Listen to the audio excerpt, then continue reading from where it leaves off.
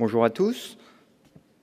On est ici donc quatre à vous faire une présentation donc successivement de quelques diapos. Nous quatre, on est les quatre personnes qui sont figurées ici, soulignées et dont les noms figurent en gras. Au départ, on était 16. On a remis donc le nom des 16 chefs de clinique de la première promotion des chefs de clinique. Pour dire le chemin accompli, aujourd'hui, il y a 160 chefs de clinique. Pour donner une petite idée en local, nous, ce que ça donnait, moi, quand je suis arrivé dans mon département de médecine générale, je suis Cédric Rache, je suis à Nantes, il y avait 3 associés, aujourd'hui on est 16. Cette présentation, elle vise à donner, de notre point de vue, le point de vue des chefs de clinique, comment chacun a pu vivre les 10 dernières années, et notamment rapporter les progrès extraordinaires qui ont été faits pour la discipline, et en même temps les questions qui restent en suspens. Ce qu'on a fait, on a d'abord fait l'apprentissage, nous, de l'université et de ses codes. Je le résumerai en 2 images, au sens 2 exemples forts. Aujourd'hui, on sait tous que c'est normal d'être nommé le 16 novembre pour le 1er novembre. Nous, quand on avait été réunis le 16 novembre au ministère pour nous dire qu'on prenait un poste au 1er novembre, on avait été surpris. Maintenant, je crois que tous les chefs de clinique savent que ça se décide toujours sur la fin. Un deuxième exemple, aujourd'hui, tout le monde sait que quand on veut être valorisé dans son parcours professionnel, comme dans toute entreprise, il faut que le chef de service adhère au fait que vous pouvez faire l'objet d'une promotion. On a aussi compris donc, qu'il fallait que le doyen adhère à cette idée-là. On a aussi compris, donc tout le monde le sait maintenant, que le CNGE est un organisme qui doit aussi donner son avis. On a aussi compris que le CNU devait donner son avis. À l'époque, c'était le CNU de médecine interne. Et on a aussi compris donc, que le ministère devait donner son avis. Tout ça, aujourd'hui, c'est des choses qui sont actées, sur lesquelles notre communauté a progressé. C'est un peu le monde de l'université à travers 2 images, c'est-à-dire un monde qui présente quelques adversités. Dans le champ de la recherche, on a aussi beaucoup progressé, simplement en apprenant beaucoup d'acronymes et à titre individuel, chaque chef de clinique aujourd'hui a l'idée, ce qui n'était pas forcément si clair au départ, qu'un parcours de chercheur, ça passe par le fait de faire un master 2, de s'engager le cas échéant dans une thèse de doctorat. On a découvert, on a été intégré dans des équipes INSERM, ce qui n'était pas du tout le cas historiquement. Des équipes INSERM, on a appris à aller chercher des budgets, obtenir des budgets. On a découvert aussi que même quand on avait de l'argent, parfois, c'était difficile de le dépenser parce que les règles internes sont parfois difficiles. On a appris tout ça, on a appris à publier. D'autres champs relèvent encore de progrès à faire de notre point de vue, et c'est ce qu'on va poursuivre à vous présenter.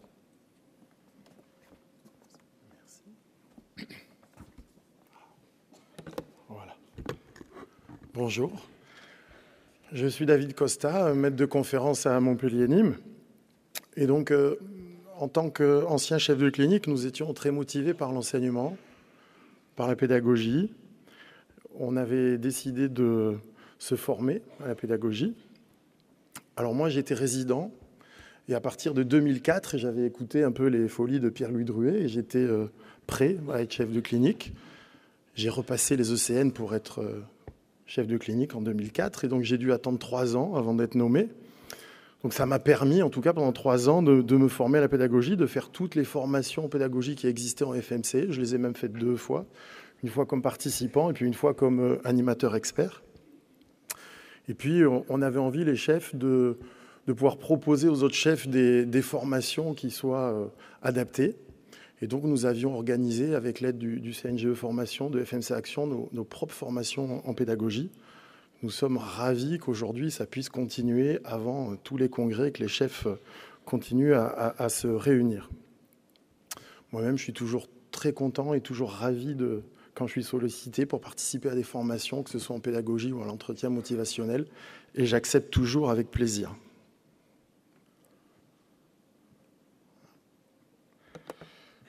On a eu des débuts difficiles dans notre part soins en ambulatoire. Et on a vécu des dialogues de sourds. Bonjour, je suis David Costa, je suis chef de clinique en médecine générale. Ah bon, mais vous exercez dans quel service, que je puisse venir vous voir ? Non, non, non, je suis généraliste et j'ai mon propre cabinet, je suis en ville.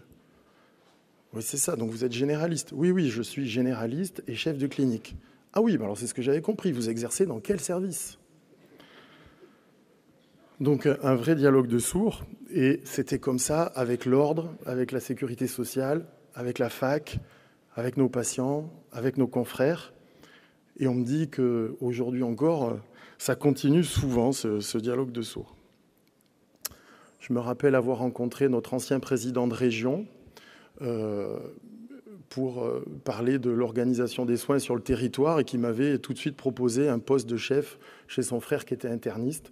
C'est vrai qu'on avait comme ça beaucoup de propositions de chefs de service bien intentionnés qui voulaient qu'on aille dans leur service, parce que c'est bien connu, la médecine interne, c'est mieux pour apprendre la médecine générale. Et puis on voulait dire merci à nos anciens responsables de DMG. Merci d'avoir osé nous accueillir à l'époque dans leur cabinet. C'était quand même un pari. Merci d'avoir milité pour la filière de médecine générale, pour nous les jeunes. Et d'avoir pris aussi des risques pour nous, des risques financiers. Ils nous ont aussi permis de construire nos projets professionnels.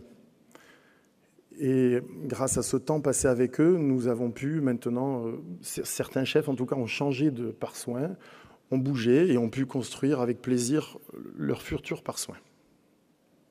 Donc merci à tous les anciens.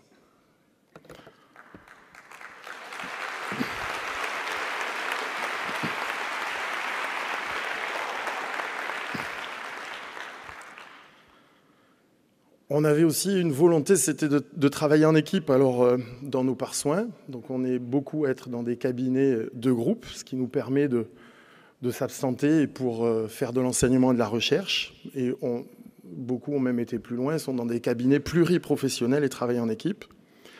Et cette équipe, on a même voulu aller plus loin que dans la pare-soins. On a vraiment créé une vraie dynamique, les chefs de clinique. Je vous l'ai dit, on a fait nos propres formations, on s'est organisé pour ça. Et puis, on a voulu avoir un vécu ensemble. Et quand les congrès étaient à Nice, on louait une maison, on louait une villa tous ensemble à Nice et on passait du temps ensemble. Je me rappelle de soirées assez mémorables dans cette villa de Nice. Et cette énergie de cohésion, on l'a transférée et elle nous permet, avec ce plaisir et toute cette énergie de cohésion, aujourd'hui de collaborer dans des projets de recherche parce qu'on se connaît, parce qu'on a vécu des choses ensemble. Et donc cette énergie, on la met dans des projets de recherche qui ont abouti, puis dans d'autres projets qui vont aboutir, j'en doute pas. Merci.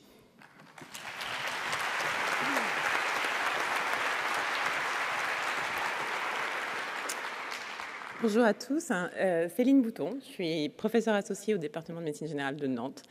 Je vais vous parler, à la suite de mes collègues, d'une équation un peu compliquée à résoudre pour les chefs de clinique, qui est d'associer une part soins débutante et en construction, comme l'a dit David, une part enseignement, une part recherche, et le tout en ayant quand même à côté une vie personnelle qui peut parfois être un peu difficile à caser dans une journée de 24 heures. Les chefs de clinique, par définition, sont en train aussi de construire leur vie personnelle à un âge où, notamment, on fait des enfants et on les met dans des porte-bébés.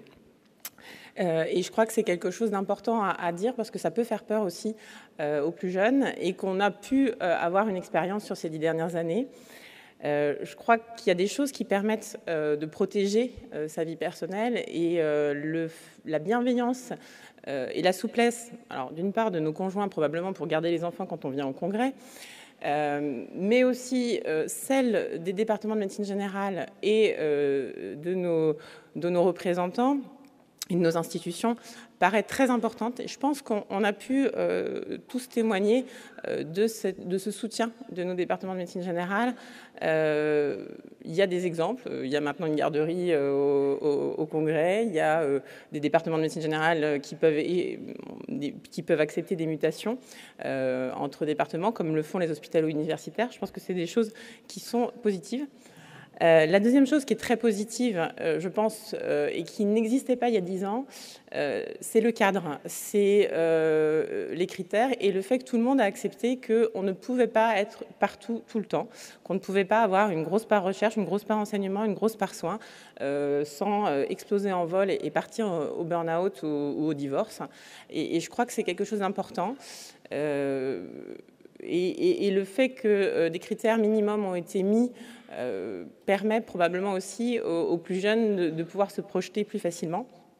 Avec la difficulté que nous on a rencontrée, à la fois de pas avoir de, c'était l'avantage, on avait toute liberté, on avait des choses à créer, mais on n'avait pas le cadre. On a eu un cadre qui a bougé, des critères qui ont bougé, et ça a pu être compliqué. Je pense que ces évolutions, elles sont importantes et pour la jante féminine et pour la jante masculine. Il faut qu'on travaille ensemble et pas les uns contre les autres, avec cette bienveillance qui me paraît très importante. Je pense que c'est déjà le cas. Il y a un point qui me paraît important à souligner de la première promotion, c'est que sur 7 enseignants encore nommés aujourd'hui sur les 16 initiaux, il y a 5 enseignants titulaires qui sont des hommes. Vous en avez 3 derrière moi. Et les 2 enseignantes associées qui restent sont des femmes. Je ne pense pas que sur la première promo, ce soit un hasard. Je pense qu'il y avait des écueils qu'on a eu du mal à avoir.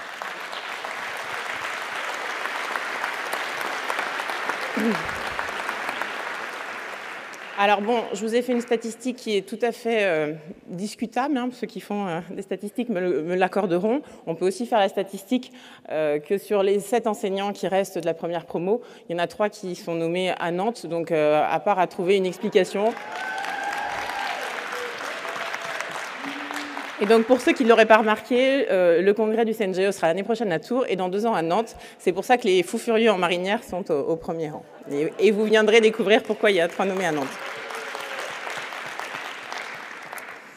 Revenons à mon propos. Le deuxième point que je voulais aborder et qui me paraît très important est le statut d'associé, puisque je suis professeur associé et je l'ai été nommée directement à l'issue de mon clinica. Il y a 10 ans, c'était absolument pas quelque chose d'envisageable. J'ai pris le poste de chef de clinique avec probablement comme mes collègues tu seras titulaire, ma fille. C'était quelque chose d'admis et qui me convenait assez bien. J'envisageais absolument pas d'être associée. Je pense que c'est quelque chose qui fait encore beaucoup débat dans la communauté au jour d'aujourd'hui. Je vais vous donner mon point de vue personnel. Je pense qu'il est très important que les associés issus des maîtres de stage et issus du monde des cabinets de terrain continuent d'être nommés pour assurer, pour donner leur expérience et leur plus-value à l'université. Mais je pense aussi qu'il faut avoir ce principe de réalité qui est que les DMG ont besoin de bras, le ministère offre des postes et les chefs de clinique ont besoin éventuellement de se projeter. Ils ont été motivés, ils ont participé pendant plusieurs années dans les départements, ils ont envie de continuer. Ne les bloquons pas, offrons-leur cette stabilité éventuellement.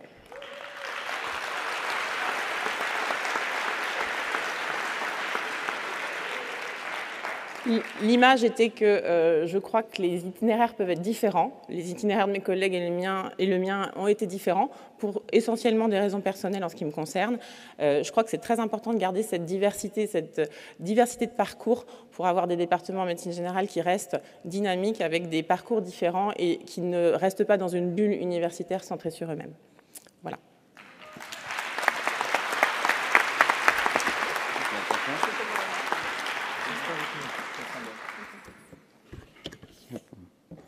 Bonjour à tous, donc David Darmon, je suis maître de conférence à l'université de Nice Sophie Antipolis. Donc nous avons retracé assez brièvement l'histoire des chefs de clinique, qui est donc la première pierre de la filière universitaire de médecine générale. Je tiens à souligner que c'est un effort conjoint du CNGE, du SNEMG et de l'ISNAR-IMG.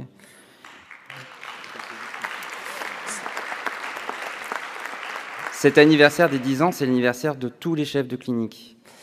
Et nous voulions adresser un chaleureux remerciement à chacun d'entre vous pour l'investissement dont vous avez fait preuve et pour les sacrifices que vous avez pu faire. À présent, tournons-nous vers l'avenir. Chacun des chefs de clinique de ces premières promotions est amené à prendre des fonctions à des degrés divers, que ce soit au niveau des départements de médecine générale ou au niveau des collèges. Comment accompagner cette prise de fonction? Eh bien, il y a une réflexion qui est menée au sein du collège académique pour créer une école des cadres.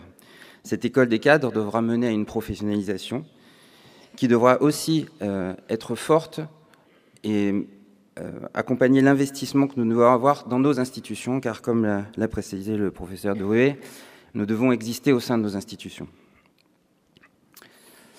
Au-delà de l'investissement de chacun, il se pose des questions. Les chefs de clinique ont besoin de perspectives claires quant aux possibilités de carrière. Nous sommes entretenus avec les responsables des nouvelles générations de chefs de clinique, et il reste encore des flous à dissiper. Il nous faut innover aussi pour permettre aux chefs de clinique d'avoir le temps d'atteindre les critères requis pour pouvoir accéder aux postes qui leur sont proposés.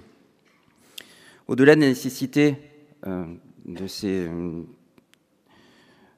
choses à prendre en compte pour l'évolution des carrières de chacun, il existe des questions quant à l'avenir du clinical lui-même. Que se passera-t-il une fois que les générations se seront renouvelées, qu'il y aura moins de postes à pourvoir? Comment garder la motivation pour pouvoir avoir encore des chefs de clinique? L'une des pistes qui semble les plus crédibles, c'est l'investissement auprès des professionnels, auprès de chaque médecin généraliste.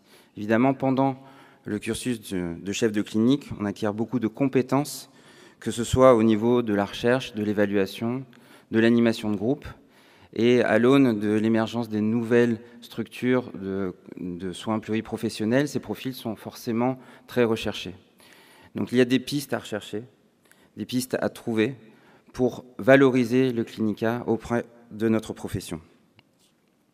Je vais donc laisser Cédric conclure. Simplement une diapo de conclusion pour remercier nos aînés qui nous ont invités à venir les rejoindre dans la maison de la médecine générale. En fait, on a eu l'impression pendant 10 ans de faire un peu les finitions et les peintures.